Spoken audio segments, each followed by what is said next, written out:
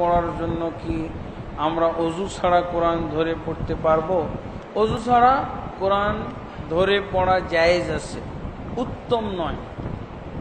উত্তম হলো অজু সহ পড়া, আর জায়েজ হলো অজু ছাড়া পড়া, আর নাজায়েজ হলো গোসল ফরজ অবস্থায় সালাত পড়া। তাহলে দেখেন, কোরআন পড়ার উত্তম, জায়েজ, নাজায়েজ। জায়েজের পরেই নাজায়েজে যাওয়া যাবে না, উত্তমের পরে হলো জায়েজ।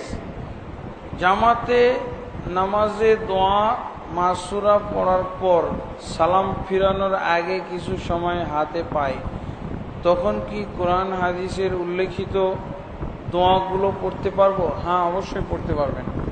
যতক্ষণ পর্যন্ত ইমাম সালাম না ফিরাচ্ছে ততক্ষণ পর্যন্ত যত দোয়া জানা আছে আপনার সব দোয়া পড়বেন। কোরআন থেকে দোয়া, হাদিস থেকে দোয়া, কোনো সমস্যা নাই। অতীতের